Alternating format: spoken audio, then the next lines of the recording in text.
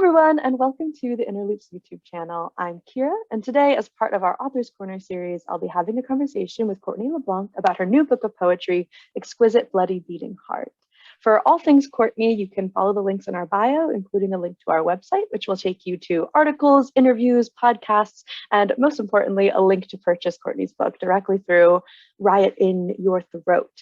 You can also visit Potter's House in real life and look at the collection there, buy it in person, and get takeout from Shaw's Tavern, Pie Shop, and Reveler's Hour to get a little cutout of Courtney's poetry right in your pocket. So welcome, Courtney. Thank you. Thank you for having me. I'm excited to be here. Yes. So usually I end these interviews with a discussion about publication, but with you and with this collection, it's where I'd love to start. Sure. For the Authors Corner project, we're promoting authors who work with small indie presses, and you have gone as indie as they come by starting your own press. Could you talk a little bit about the story behind Riot in Your Throat? Yeah, absolutely.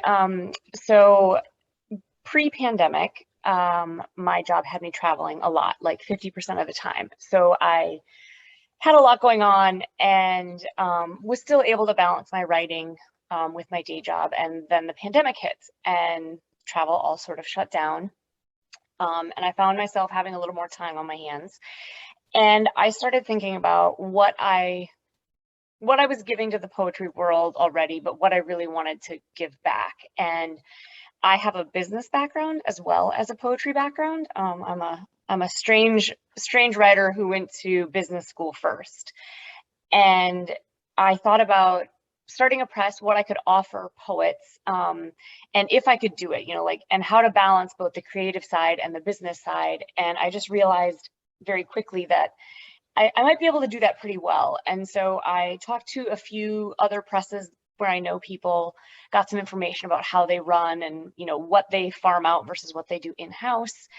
And then just realized it was something I really wanted to do because there are so many voices out there. There are more books than could ever be published. Yeah. And I knew that there was a certain kind of poetry I was looking to publish. And with that, I just sort of started the press and I opened up for submissions. And as a result, I'm publishing 4 books of poetry this year. And they are all honestly just fucking fantastic. They are so amazing and wonderful. It's all women this year and just really amazing voices that I think the world needs to hear. So I'm super excited about it and really excited to see where we go next. I'm going to open again for submissions in November. And so I'm really excited to see what I get next and like what I'll be publishing next. Every book has been such a joyride that I can't wait to see where we go from here. Oh, yes, that's so exciting. And are you publishing exclusively poetry? Yes, right now, Okay. just poetry. While I read pretty much everything else, I feel like I don't have the expertise to publish anything else yet. So, and poetry really is what owns my heart. So that's really what I want to stick with for now. Yeah, absolutely. So I would like to start talking about the collection then. Yeah. You open the collection with, "To anyone who's ever wondered if I'm writing about you, I am." And your speaker often breaks the fourth wall, especially in "To my ex who asked if every poem was about him," which ends with, "I wish you this poem popping up first the next time you Google me." And side note, he may be getting it in his dinner soon if he's ordering from any of the restaurants I ordered. You can get a copy of this poem from any of the restaurants I mentioned. But as someone whose work is so personal or draws so deeply from personal experience, what kind of conversations have you had with friends, family, past partners, especially after the publication of this collection? That's an excellent question. And it's kind of one of the reasons I chose that dedication, because everyone always assumes they want to think they know who a poem is about. Mm-hmm. And maybe they do sometimes, but also sometimes a poem, while it may seem super intimate and about one person, might be about more like a conglomeration of several people or several events in my life. And so I kind of wanted it to be where, like, yes, some of these are about very personal things, but some of them are also about just being a woman in today's world and trying to deal with and live through some of that. And I have had to tell some people that, remember, all poetry isn't memoir. It's Yeah. not the same. And so, you know, don't always assume everything in a poem is 100% true. Hmm. Um, because for me, most poems have, I mean, almost every poem has some kernel of truth, but you take that kernel and blow it up, and what comes of it is some version of the truth, but maybe not the whole truth. Or maybe it's the truth from one singular point of view, but someone else might have interpreted it differently, So it's definitely a fine line. And I think there are some poems that I've written that likely will just never be published because I think they are very intense and could be misinterpreted, and I don't want to hurt someone's feelings. Yeah. Um, but for the most part, I'm pretty willing to write some stuff because it's personal to me and put it out there. Yeah. And, hopefully the people in my life are confident enough in our relationships that they can, be okay with what they're reading and not too terrified. Yeah, absolutely. And I really like what you said about like poetry is not a memoir. And I feel like with your style in particular, that must be difficult to convince people of because your speaker is very intimate and very uniform. I always feel like I have a sense of exactly who she is and that she is like quite consistent over the course of the collection. Was that like a purposeful stylistic choice? Do you imagine these as being from a bunch of different women or kind of one unified I poetic speaker? I think it's more one unified poetic speaker, and it's definitely my voice. I just sometimes am pulling from my own experience, but then also other women's experience. Unfortunately, particularly, there's a section in the book that talks a lot about being harassed and the things that women go through. And unfortunately, those things aren't unique to one person. A Yeah. lot of us face that. And so I hope that in all of my writing, people can identify with it and sort of see themselves in it and know that like I am speaking from a place of truth. It's just not always only my singular truth. Hmm. It's mine plus plus sometimes. Yeah, absolutely. And in a similar vein, with such a boldly feminist collection, would you say that your audience is mostly women, other women? And have you ever had a response from a reader, maybe even a male reader, that surprised you? Yes, to both. I think mostly my readers are probably women. And I mean, it seems to me, and maybe it's just because that's the type of poetry I really love and identify with, but it seems to me that there are a lot of women poets out there, both readers and writers. Um, and yeah, I have had a couple of men actually read the collection and say to me, like, I never thought of it in these terms. I didn't realize that you had experienced these kinds of things, which to me is sort of, I want to say naive, but I don't mean that in a mean way. But Yeah, it's almost just surprising that anyone can assume that no one that any woman has not had these experiences on yeah. some level, because they are unfortunately almost universal. But that's been kind of nice because I think it makes them think a little more about things, Yeah, um, absolutely. and hopefully be more aware of things, and then also hopefully step up and change things, right? Because we need the change has to come from every side. We need everybody to step in and do their job. Yeah, absolutely. So thinking a little bit more about the poem specifically, Eve is a figure the collection returns to often, whether discussing female hunger, nourishment, knowledge, or most prominently disordered eating. How do you see this biblical figure inspiring your very modern work? And are there other figures you find yourself returning to artistically in a similar way?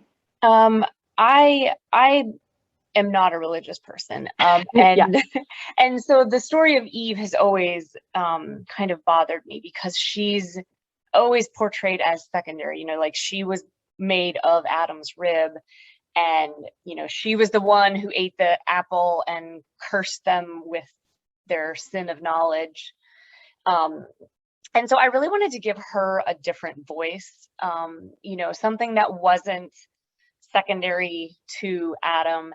And I think that she's a powerful figure. And I haven't done I don't know a ton about it, but I know that there's this idea of that Lilith was Adam's first wife, Hmm. and that she refused, to be subservient. And and so she left the Garden of Eden, and then Eve was created. And I really love that idea. And I think in the future that's a character I might want to look into, do a little research and do a little writing about. I've also tried writing about Joan of Arc a few times, not very successfully. At least it hasn't turned out as well as I've wanted yet. But I find her to be an absolutely fascinating character. I've written a couple poems about Marie Antoinette. I read a ton about her. She is horribly misconstrued in a lot of literature and a lot of people's idea of what actually happened leading up to the French Revolution. I think she's, a wonderfully interesting, complicated woman that history has thrown under a bus, which seems to be kind of a thing that history written by men tends to do. And so I am interested in like those strong female characters that can bring new light to a story, or that we can, look at in a new way. Yeah, I like that idea of like excavating them from history. Do you often find that you're inspired by like historical figures rather than maybe people in the modern day? It depends, honestly. It's one of those where I think you can get inspiration anywhere and everywhere. For me personally, I tend to read a lot. I read 330 some books last year. Oh my goodness. I'm a voracious reader. And so I'm on track to do that again. And so I get inspiration from reading. I read a lot of poetry.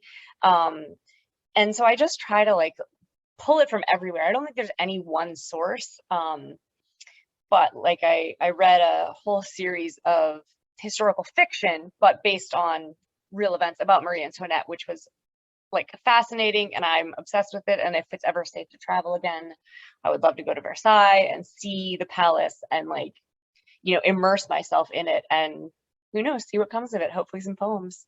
Yeah, excellent. Some of my favorite poems additionally in the collection have to do with the body. The Love Letter to Scoliosis is a personal favorite. Love is a Lesion on the Brain, The Invasion of Space that comes with the assault. Maybe it's just top of mind because you're recovering from a surgery right now. Yeah.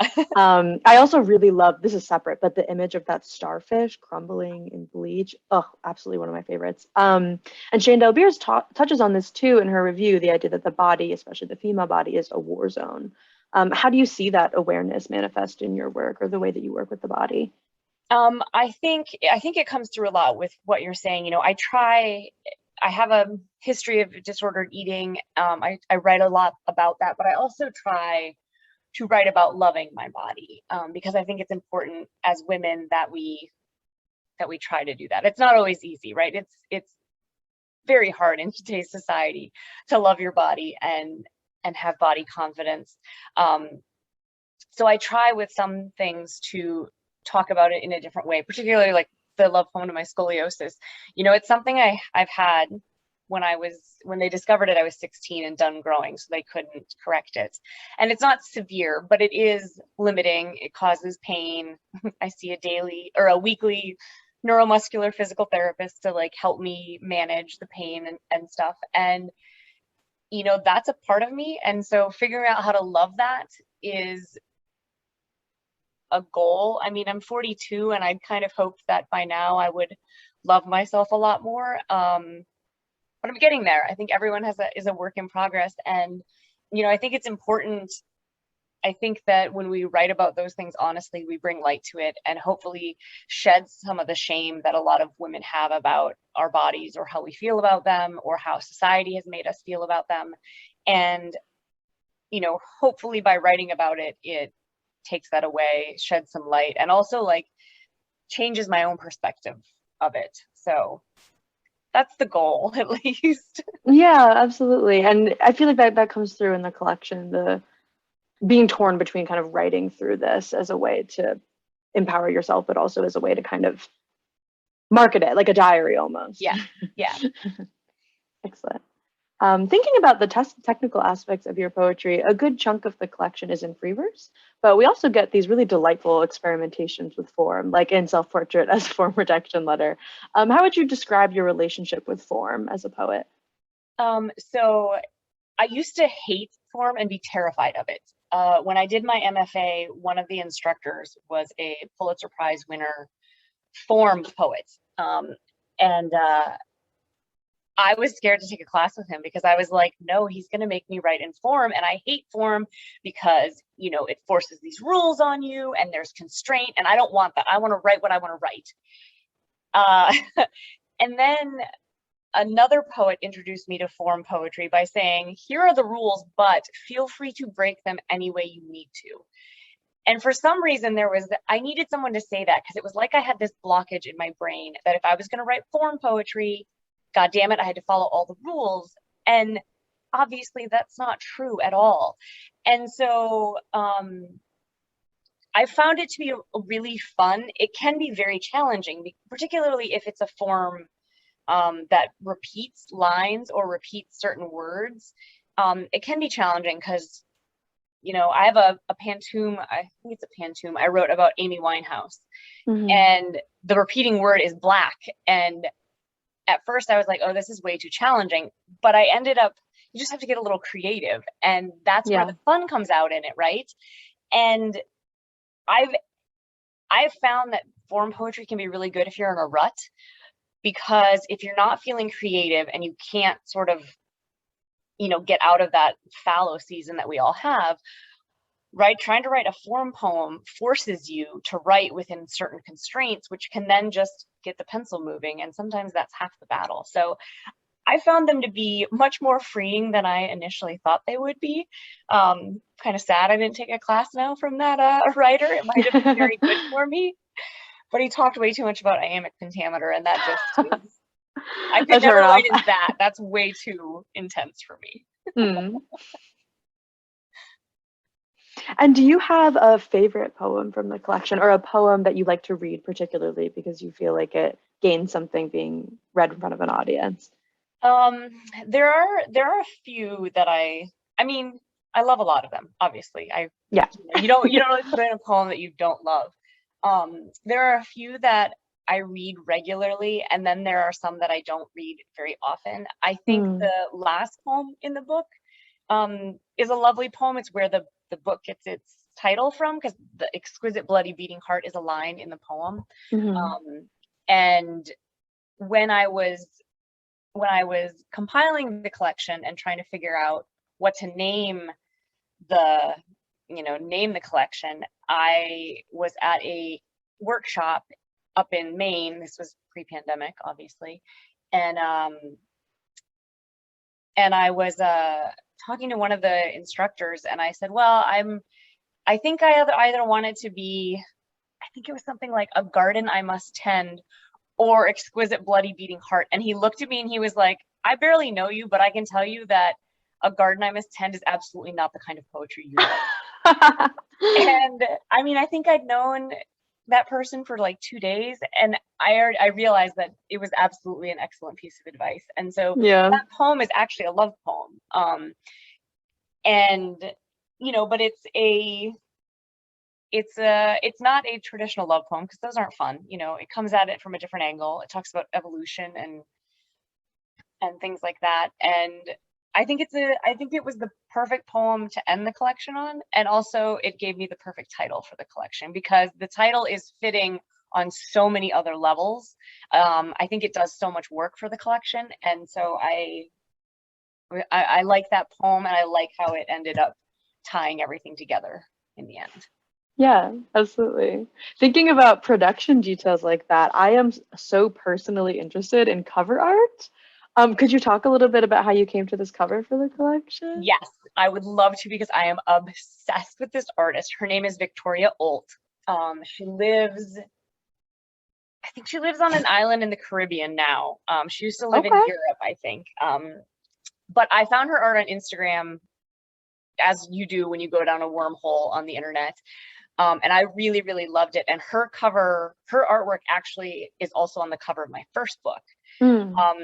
And when I saw the piece that's on my second book, I'm not even sure if I had a title yet, but I bookmarked the artwork because it was just amazing. And then when I settled on a title, the artwork so perfectly captures the title, and like all this meaning about love and life and the female body and the heart. And I wanted an anatomical heart, because I didn't want like the cliche heart you cut as a kindergartner in a, piece of colored paper. I wanted it to be real, and I knew absolutely immediately that I'd found it. And so I contacted her. She agreed to let me use it, and I'm so grateful because I think it turned out so fantastic. That is so shocking to hear that the art existed before the poem and before the title, because they fit so perfectly. Yes. Yeah. Which is also a great reason I couldn't name it the garden thing, because that would have not worked True. out. It would not have made sense. This was meant to be. It's fate. Oh my goodness, that's so cool. I'll show it again for everybody so you can see. You could also see it better if you purchased a copy to the link in our bio or at the Potter's House. Excellent. So looping back around to the publishing part of the process, you mentioned in your Washington Independent Review of Books, which I always want to say we rob, but I don't know if they stand by pronouncing we rob.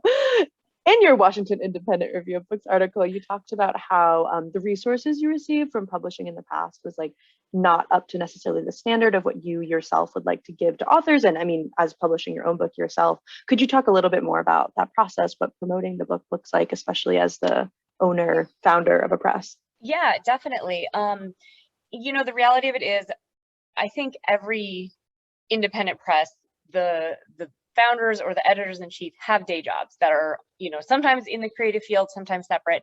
So I'm aware that anyone who runs a press, it is mostly a labor of love. None of us are making hand over fist in terms of money on this.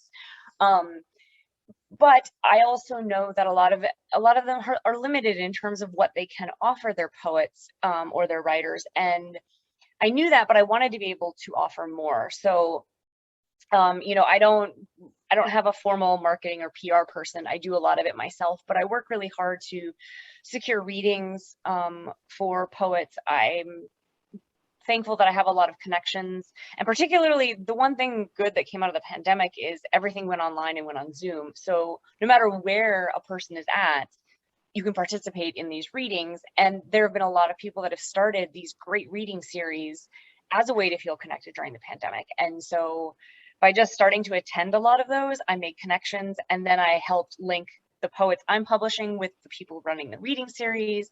I know some people who have websites that run reviews on books, and so getting, early copies of the books into those people's hands, and if they write a review, great, that's just more press. And then also just working really hard on communication. For me, communication is, no matter what you do, communication is really key. Mm-hmm. And I definitely found in the past, I have 2 chapbooks that are out of print, and then my first full length, and none of those publishers were fantastic with communication. I probably over communicate with my poets. They may sometimes, I text several of them because we've become friends, and so maybe they're like, I wish she didn't contact me so much, but I'm really of the thought that it's a little bit better to over communicate rather than under communicate. They can always filter it out as they need to, just because the process is a bit mystifying, and Yeah. timelines are mystifying, and not knowing what you do next, and the order of things. And so when I sign a poet, the first thing I do after the contract has been signed is I send this big email that says, like, here are the next steps over the next 10 months.